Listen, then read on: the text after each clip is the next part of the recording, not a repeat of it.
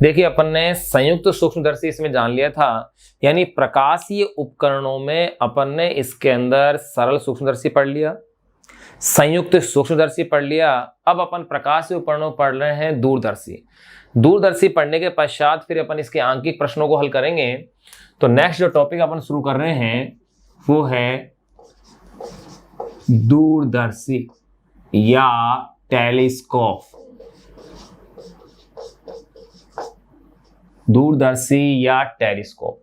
दूरदर्शी या टेलीस्कोप होता क्या है? ऐसा प्रकाशीय उपकरण जिसकी सहायता से दूर की वस्तुओं को निकट देखा जाता है। ऐसा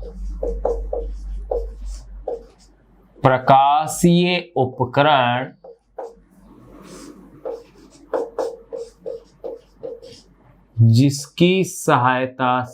से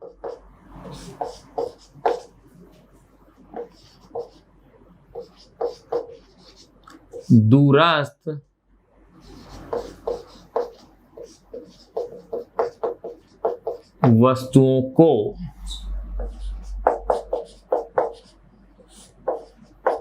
को निकट देखा जाता है। ऐसा प्रकाशीय उपकरण जिसकी सहायता से दूरस्थ वस्तुओं को निकट देखा जाता है। ये दो प्रकार के हैं जिनका जिक्र अपन पहले वाले पॉइंट में कर चुके हैं कि प्रकाशीय उपकरण वाले में इसके अपने डिवाइडेशन किया था। तो देखिए पहला जो प्रकार है प्रकाशीय उपकरण का वो है अपवर्तक दूरदर्शी या अपवर्ती दूरदर्शी।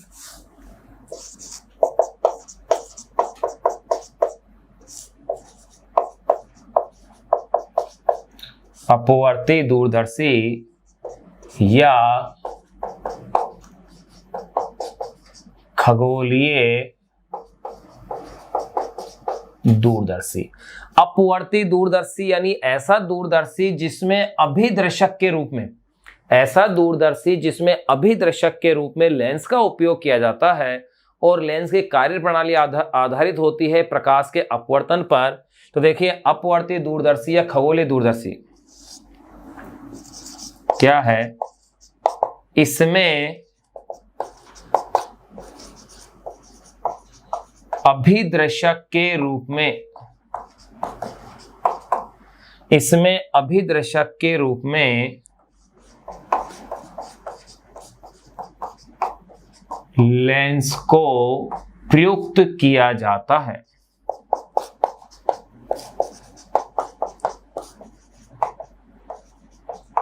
जो कि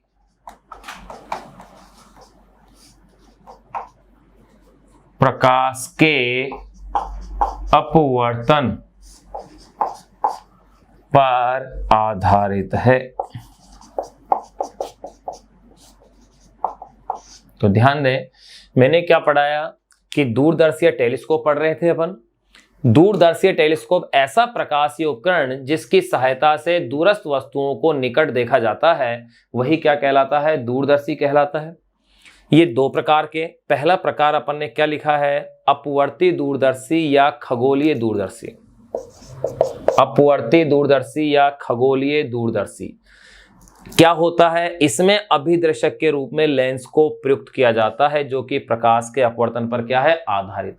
अगर लेंस अभिदर्शक के रूप में होता है तो दूरदर्शी कहलाता है अपवर्तक दूरदर्शी, और अगर अभिदर्शक के रूप में दर्पण का उपयोग होता है तो यह कहलाता है परावर्ती दूरदर्शी।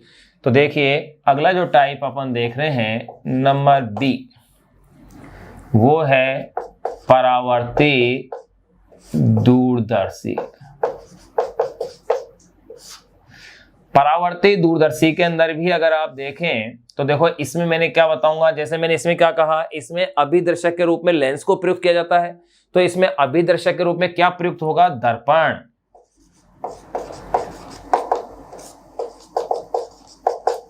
इसमें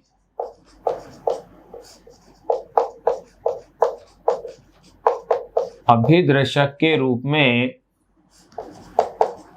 दर्पण को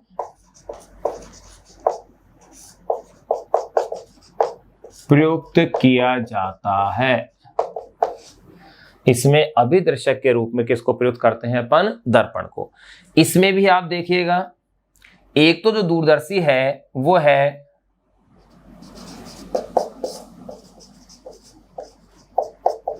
न्यूट्रोनियन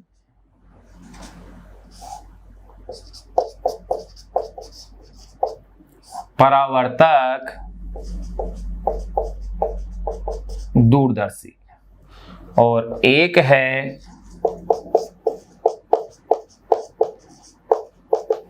कैसिग्रेनियन परावर्तक दूरदर्शी। इनमें से कैसिग्रेनियन दूरदर्शी अपने राजस्थान बोर्ड के सिलेबस में प्रेजेंट टाइम नहीं है, ये एनसीईआरटी बुक में दिया हुआ है, तो अपन इसी का इसमें जिक्र करेंगे। इनको कंपेयर भी करेंगे कि परावर्ती दूरदर्शी अपवर्ती दूरदर्शी से श्रेष्ठ क्यों है। देखो, ये जो प्रकाशीय उपकरण है इस पर आधारित क्वेश्चन राजस्थान बोर्ड के एग्जाम में लगभग हर साल आया है। कभी पूछा है संयुक्त सूक्ष्मदर्शी के लिए चित्र पूछ लिया, कभी संयुक्त सूक्ष्मदर्शी के लिए आवर्धन क्षमता के लिए सूत्र निकलवा लिया, कभी स्थितियां जान ली, कभी अपवर्ती दूरदर्शी और परावर्ती दूरदर्शी में से श्रेष्ठता की तुलना कर ली, कभी किसी का चित्र पूछ लिया। 2020 के एग्जाम में भी परावर्ती दूरदर्शी के बारे में आपसे पूछा गया है। यानी कि हर साल जो बोर्ड के एग्जाम्स होती हैं उसके अंदर एक क्वेश्चन इन प्रकाशीय उपकरणों यानी सूक्ष्मदर्शी दूरदर्शी में से निश्चित तौर पर आता है, इसलिए आप इसे अच्छे से इसे प्रिपेयर करें। अब देखिए, एक एक करके अपन इनको जानते हैं। अपन ने ये तो जान लिया दूरदर्शी है क्या। अब अपन विशेषकर अध्ययन करेंगे अपवर्ती दूरदर्शी या खगोलीय दूरदर्शी का। ये परिभाषा अपन ने इसमें जान ली है कि इसमें अभिदर्शक के रूप में लेंस को प्रयुक्त किया जाता है जो कि प्रकाश के अपवर्तन पर क्या है? आधारित। तो ऐसा दूरदर्शी जिसमें अभिदर्शक के रूप में लेंस प्रयुक्त होता है अपवर्ती दूरदर्शी कहलाता है। तो अब इसको जानते हैं।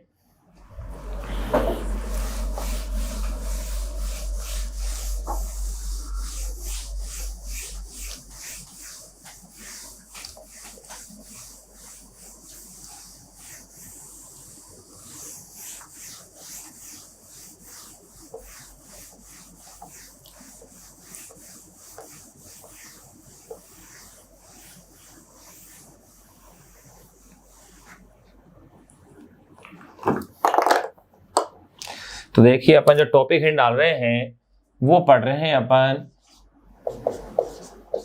अपवर्ती दूरदर्शी, इसको अपन जानते हैं। तो सबसे पहले अपन इसकी परिभाषा की बात करें जो अपन वैसे लिख चुके हैं। ऐसा दूरदर्शी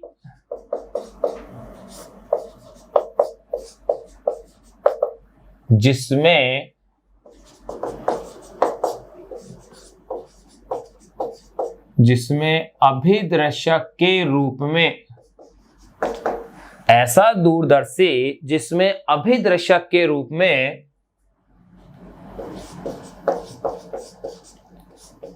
लेंस का या लेंस को प्रयुक्त किया जाए,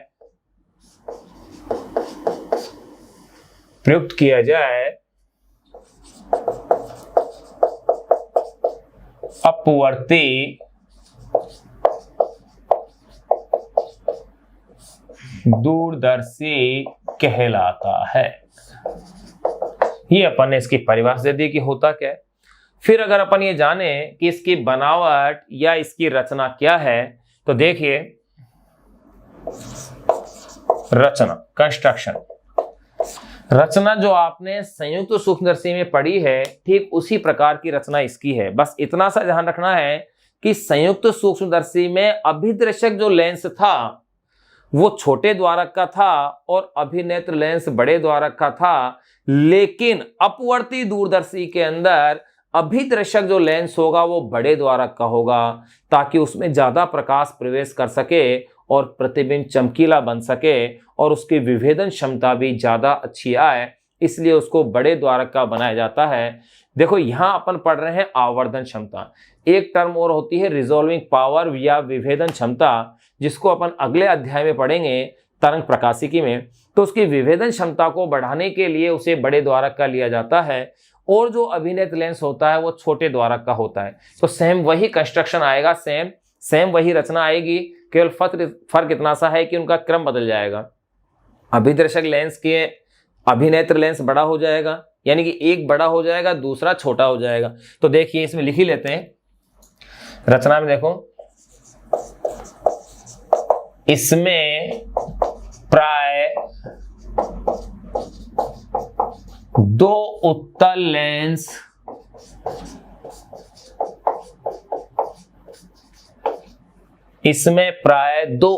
लेंस होते हैं जो कि एक नलिका के सिरों पर समाक्षतः लगे होते हैं, जो कि एक नलिका के सिरों पर समाक्षतः लगे होते हैं।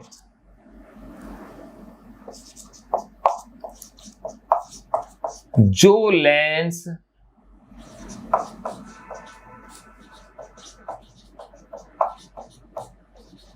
वस्तु की ओर होता है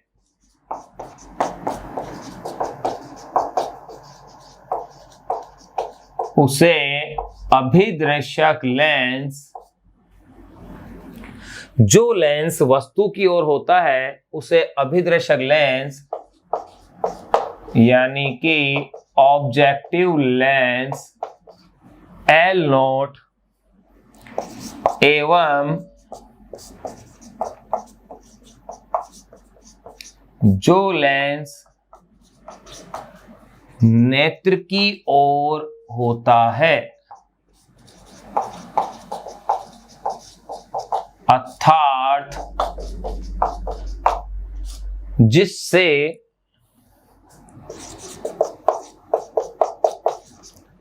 अंतिम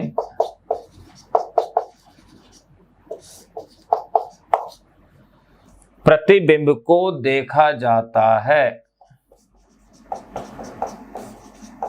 तो मैंने क्या कहा, इसमें प्राय 2 उत्तल लेंस होते हैं जो कि एक नलिका के सिरों पर समाक्षतः लगे होते हैं, एक इस सिरे पर होगा, एक इस सिरे पर लगा हुआ होगा।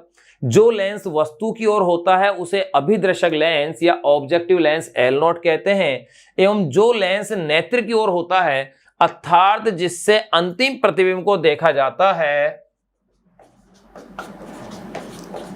अभिनेत्र लेंस LE कहलाता है। अभिनेत्र लेंस LE कहलाता है। इसमें देखें,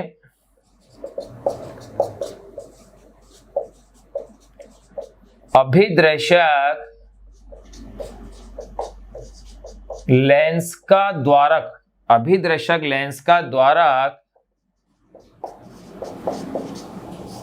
वे फोकस दूरी अभिनेत्र लेंस के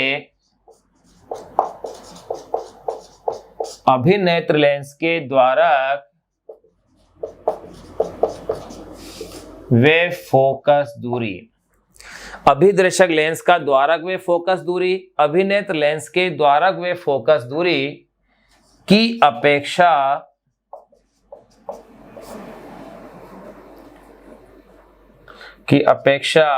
अधिक होते हैं।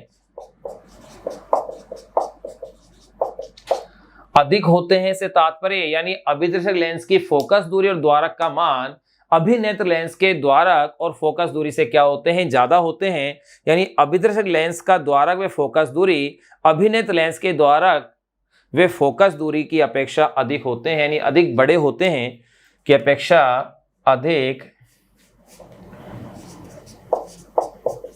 बड़े होते हैं। फिर देखिए वही सेम कॉन्सेप्ट कि दोनों लेंसों के बीच की दूरी को रैक एंड पिनोन मेथड से क्या कर सकते हैं, घटा बढ़ा सकते हैं।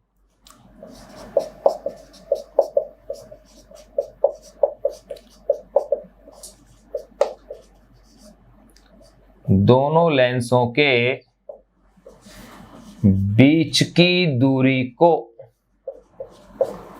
दंड चक्रीय प्रक्रम विधि, दोनों लेंसों के बीच की दूरी को दंड चक्रीय प्रक्रम विधि, रैक एंड पिनियन मेथड, दोनों लेंसों के बीच की दूरी को दंड चक्रीय प्रक्रम विधि यानी रैक एंड पिनियन मेथड द्वारा घटाया या बढ़ाया जा सकता है। ये अपन ने इसकी बनावट की बातें कर ली। सेम वही वर्णन है जो आपने संयुक्त सूक्ष्मदर्शी में जाना था, लेकिन एक चीज उसके ऑपोजिट है कि इसका अभिदर्शक लेंस अभिनेत्र लेंस की अपेक्षा बड़े द्वारक और बड़ी फोकस दूरी का होगा। अब अपन जानते हैं इसमें समायोजन और प्रतिबिंब निर्माण। अब इसमें ध्यान रखना, समायोजन और प्रतिबिंब निर्माण जो अपन जानेंगे, उस चित्र को मैं किस क्रम से बना रहा हूं वो चित्र आपको विशेषतः समझना है।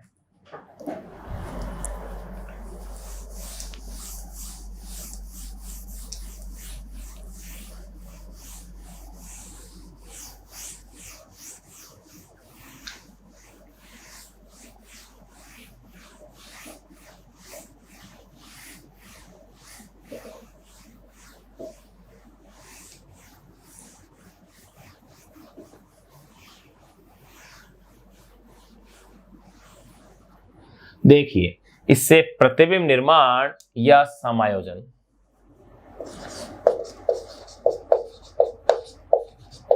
समायोजन यानी एडजस्टमेंट व प्रतिबिंब निर्माण।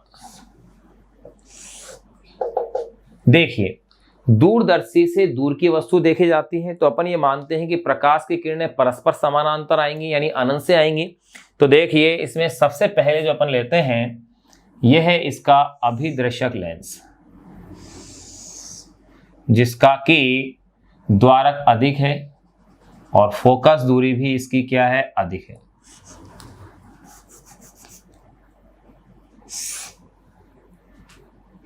ये इसका प्रकाशिक केंद्र हो गया है आपके पास O1।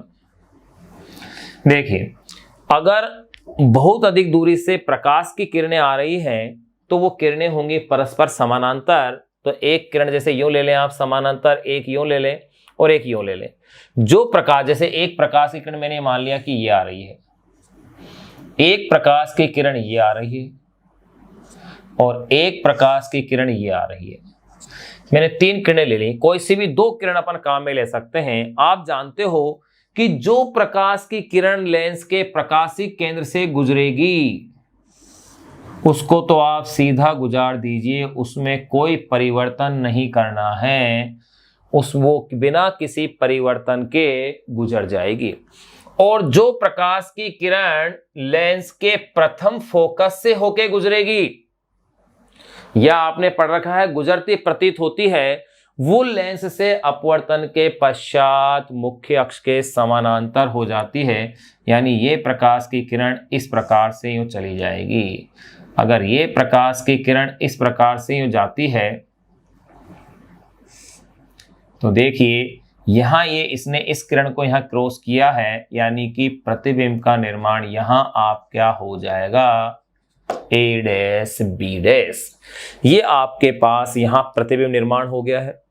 ये जो प्रतिबिंब, मैंने क्या माना है कि अनंत पर कोई वस्तु है जिसका नाम है AB।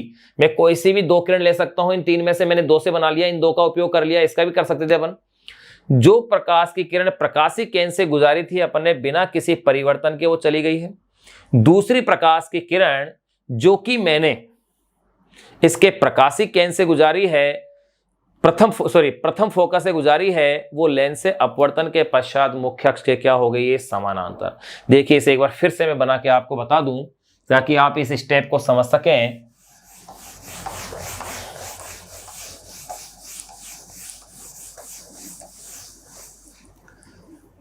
देखिएगा, ये मैंने ले लिया है, कोई अभिदर्शक लेंस है मेरे पास,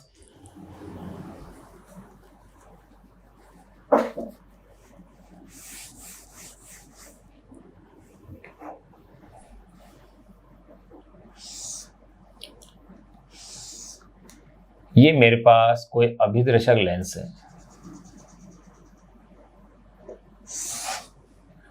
ये मैंने इसका प्रकाशीय केंद्र क्या लिया हुआ है, O1 लिया है। अभिदर्शक लेंस मैंने नाम दे दिया है L0। देखो दूरदर्शी से प्रकाशीय किरणें कहां से आ रही हैं, दूरदर्शी में अनंत से आ रही है, यानी प्रकाशीय किरणें परस्पर समानांतर आएंगी। एक प्रकाश की किरण आपने ये ले दी है, एक प्रकाश की किरण अपन ये ले लेते हैं जो कि इसके प्रकाशीय केंद्र से होकर गुजर रही है, और जो प्रकाश की किरण प्रकाशीय केंद्र O1 से होकर के गुजरेगी वो प्रकाश की किरण बिना किसी परिवर्तन के इसमें से क्या हो जाएगी, पास हो जाएगी। ये इसका प्रकाशीय केंद्र आपने लिया हुआ है। दूसरी प्रकाश की किरण मैंने ले ली है कि इसके प्रथम फोकस से होकर के क्या हो रही है, वो गुजर रही है।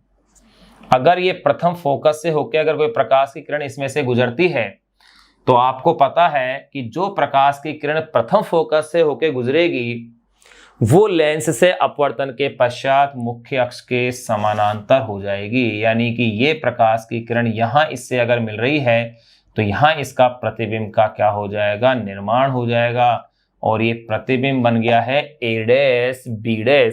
अगर कोई बिंब अनंत पर है, कोई बिंब AB है तो उसका A' B' यानी वास्तविक और उल्टा प्रतिबिंब बन जाता है। ये प्रतिबिंब अभिनेत्र लेंस के लिए बिंब का कार्य करता है, और दोनों लेंसों के बीच की दूरी इस प्रकार समायोजित अपन करते हैं कि ये जो A' B' है वो अभिनेत्र लेंस के फोकस और प्रकाशीय केंद्र के मध्य आ जाए, ताकि जिधर बिंब है उसी की ओर इसका आवर्धित प्रतिबिंब अपन को प्राप्त हो सके। तो ये स्थिति आपके पास बन जाएगी।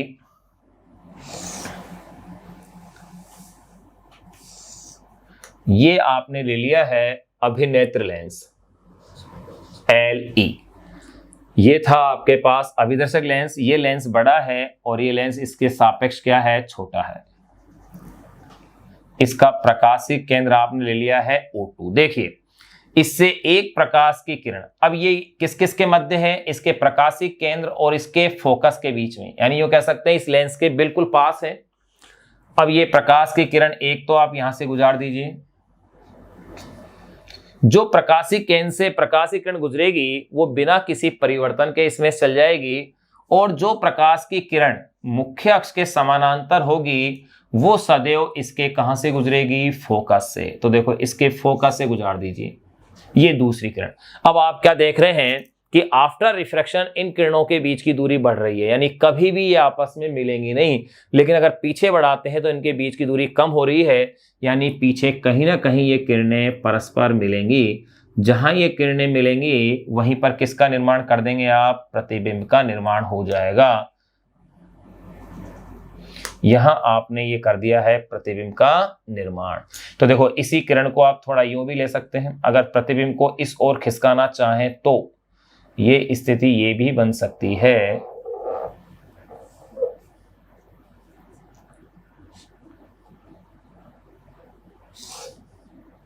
यहां से आपने ले लिया है, अब आप इसे देखो थोड़ा सा पीछे लें,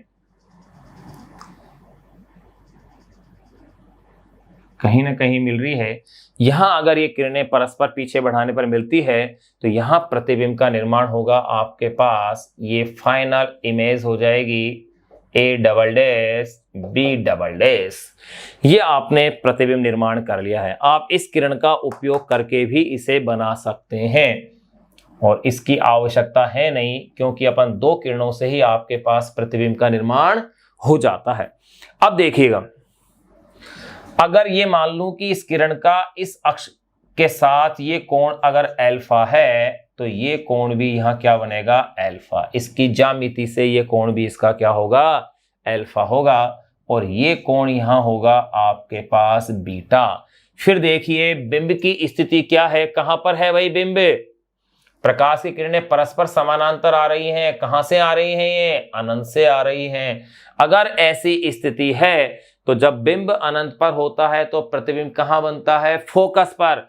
तो देखिए ये जो प्रतिबिंब बनेगा लेंस से, यानी कि ये जो दूरी होगी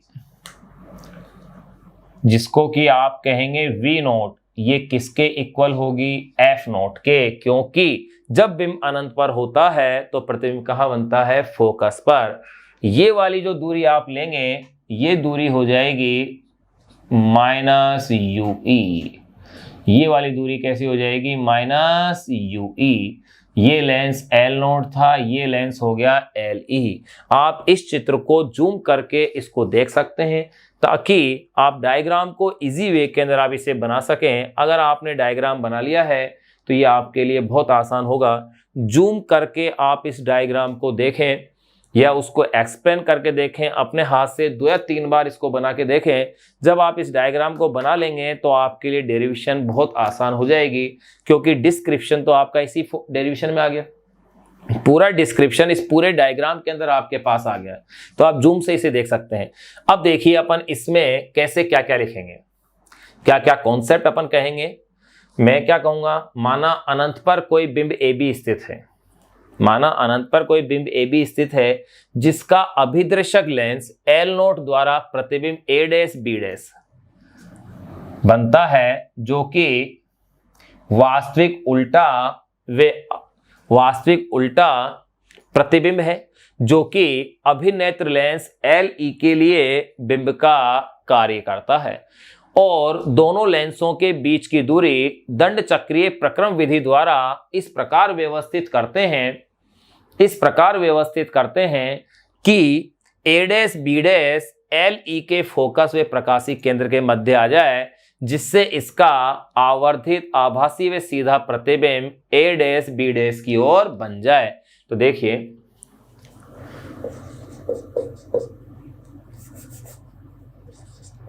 यदि अनंत पर कोई बिंब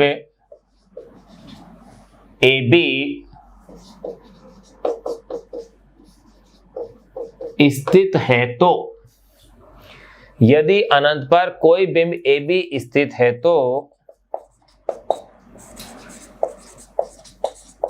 अभिदर्शक लेंस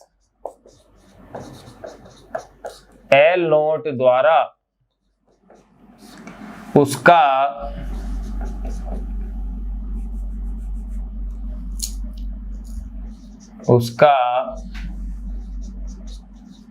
वास्तविक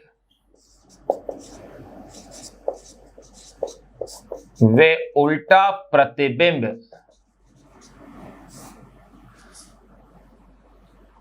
अभिदर्शक लेंस L0 द्वारा उसका वास्तविक व उल्टा प्रतिबिंब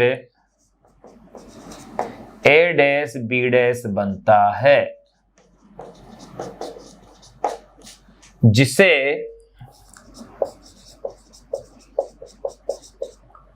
मध्यवर्ती प्रतिबिंब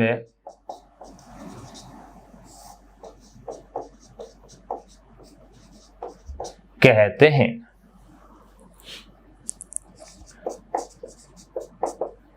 दोनों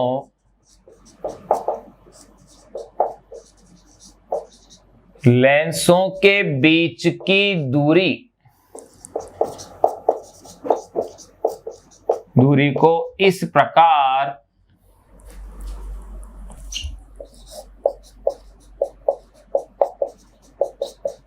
समायोजित करते हैं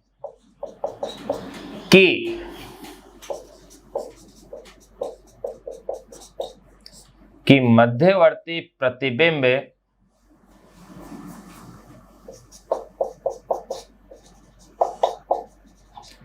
मध्यवर्ती प्रतिबिंब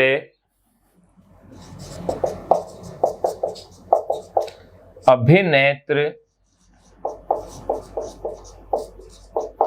लेंस के फोकस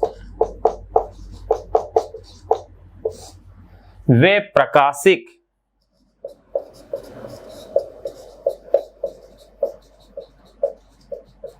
के मध्य आ जाए, कि मध्यवर्ती प्रतिबिंब अभिनेत्र लेंस के फोकस वे प्रकाशी केंद्र के मध्य आ जाए, जिससे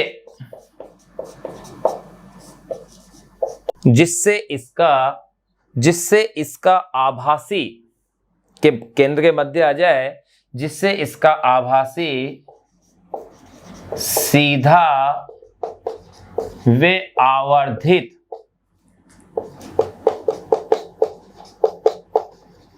प्रतिबिंब। तो देखिए मैंने क्या कहा, अभिदर्शक लेंस द्वारा बनता है। दोनों लेंसों के बीच की दूरी को इस प्रकार समायोजित करते हैं कि मध्यवर्ती प्रतिबिंब अभिनेत लेंस के फोकस वे प्रकाशीय केंद्र के मध्य आ जाए, जिससे इसका आभासी सीधा व आवर्धित प्रतिबिंब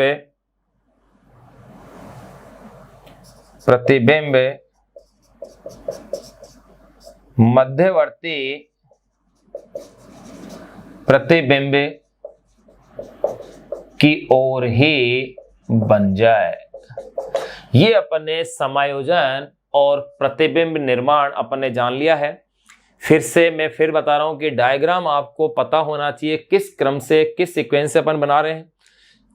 इसमें आपने क्या देखा, यदि अनंत पर कोई बिंब AB स्थित है, यानी बहुत अधिक दूरी पर स्थित है, तो अभिदर्शक लेंस L0 द्वारा उसका वास्तविक व उल्टा प्रतिबिंब A', B' बनता है, जिसे मध्यवर्ती प्रतिबिंब कहते हैं। दोनों लेंसों के बीच की दूरी को इस प्रकार समायोजित करते हैं कि मध्यवर्ती प्रतिबिंब अभिनेत्र लेंस के फोकस व प्रकाशीय केंद्र के मध्य आ जाए, जिससे इसका आभासी सीधा व आवर्धित प्रतिबिंब मध्यवर्ती प्रतिबिंब की ओर ही बन जाए। तो आपने देखा कि जब अपन ने यहां रखा, ये कोई बिंब है जिसका प्रतिबिंब क्या बना है मेरे पास A', B'। चित्र बनाते वक्त किरणों की दिशा का अवश्य ध्यान रखें। यहाँ A', B' जो बना है, इसका प्रतिबिंब A', B' उधर ही बना है जिधर A', B' था, और ये इसका आवर्धित आभासी और बड़ा प्रतिबिंब यहाँ बन गया है। अब आप इसके अंदर इसकी अपन डेरिवेशन करेंगे आवर्धन क्षमता का। तो देखिए अपन ने इसमें डायग्राम से प्रतिबिंब का निर्माण सीख लिया था। अब अपन जानते हैं दूरदर्शी के लिए आवर्धन क्षमता का सूत्र निकालते हैं। देखिए आवर्धन क्षमता, इसके लिए डेरिवेशन कर रहे हैं। तो आवर्धन क्षमता की परिभाषा अपन कई बार लिख चुके कि आवर्धन क्षमता को अगर मैं m से दर्शाऊं तो m के लिए क्या फॉर्मूला होगा। तो देखो m = होगा अंतिम प्रतिबिंब द्वारा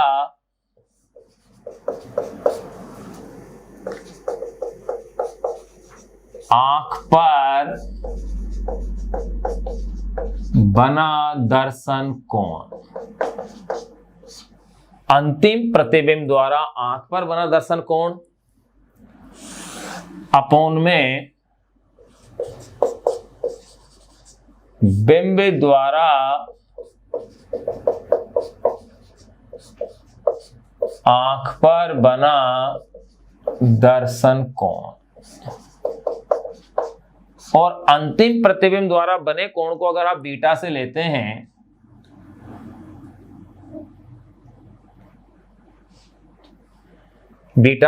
हैं, तो बिंब द्वारा आंख पर बने कोण को अपन शो करेंगे इसमें अल्फा से। यानी कि सूत्र हो गया है m = β/α। ये अपने पास आवर्धन क्षमता का सूत्र आ गया है। अब यहां फिर ध्यान देने की बात क्या है, देखो वही तरीका कि बीटा और अल्फा के अल्प होने पर इसे आप किसके रूप में लिखेंगे, tan के रूप में। तो देखिएगा बीटा व अल्फा के अल्प होने पर, बीटा व अल्फा के अल्प होने पर बीटा लगभग बराबर हो जाएगा tan बीटा और अल्फा लगभग बराबर हो जाएगा tan अल्फा। इसलिए फॉर्मूला क्या हो जाएगा, m = बीटा को आप क्या कह देंगे tan बीटा और अल्फा को आप कह देंगे tan अल्फा। वही सेम प्रोसीजर कि अब आप इसमें क्या करेंगे, tan बीटा और tan अल्फा का मान ज्ञात करेंगे। तो देखिएगा चूंकि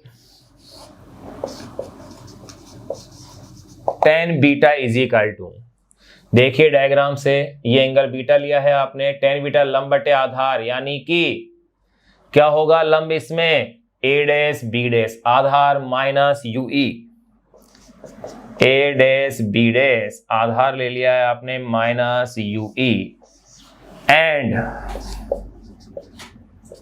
tan अल्फा की वैल्यू देखिए, ये एंगल अल्फा था तो ये भी अल्फा हो गया, तो अल्फा क्या हो जाएगा, वही लंब बटे आधार, ये ट्रायंगल हो गया ना, कौन सा O1 sorry A dash O1 B dash या A dash B dash O1, A dash B dash O1, तो लंब देखिए इसका क्या होगा, वही same A dash B dash, फिर आधार इसका B डैश O1 यानी कि V नोट, तो इसलिए इक्वेशन क्या बन जाएगी, m is equal to A dash B dash minus UE upon में A डैश B डैश और ये हो गया है V naught. m is equal to, अब आपके पास सूत्र बन गया है A dash B dash upon में माइनस UE इनटू, उल्टा गुणा कर दीजिए आप इसे, तो ये हो जाएगा V नोट अपॉन में A डैश B डैश, तो देखिए A डैश से A dash B dash cancel हो गए हैं, तो m is equal to formula हो गया है V नोट अपॉन में, ये नेगेटिव का साइन है UE, इक्वेशन नंबर आपके पास आ गई है 3rd। ये आपने दूरदर्शी के लिए आवर्धन क्षमता का सामान्य सूत्र निकाल लिया है। यहां इस सूत्र में अपन देख रहे हैं वही ऋणात्मक चिन्ह आ रहा है, यानी कि दूरदर्शी से जो प्रतिबिंब है वो उल्टा दिख रहा है।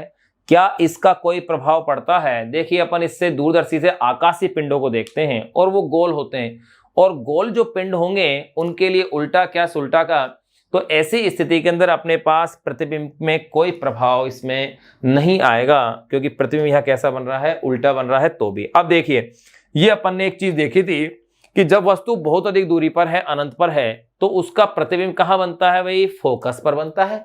अगर प्रतिबिंब फोकस पर बन रहा है यानी कि V नोट का मान किसके इक्वल होगा, F नोट के, चूंकि V naught is equal to F naught, इसलिए m is equal to minus F naught upon में UE, यानी दूरदर्शी के लिए फॉर्मूले को आप इस रूप में लिख सकते हैं। तो ये अपने पास दूरदर्शी की आवर्धन क्षमता का सूत्र आ गया है। ये जो दूरदर्शी से अपने पास आवर्धन क्षमता का सूत्र आया है, इसे अब अपन मॉडिफाइड कैसे करेंगे, वही दो स्थितियां। पहली स्थिति जब अंतिम प्रतिबिंब स्पष्ट दृष्टि की न्यूनतम दूरी पर बन रहा हो, और दूसरी स्थिति जब अंतिम प्रतिबिंब अनंत पर बन रहा हो। तो एक एक के अपन जिक्र करते हैं। तो देखिए पहले केस को अपन डिस्कस करते हैं।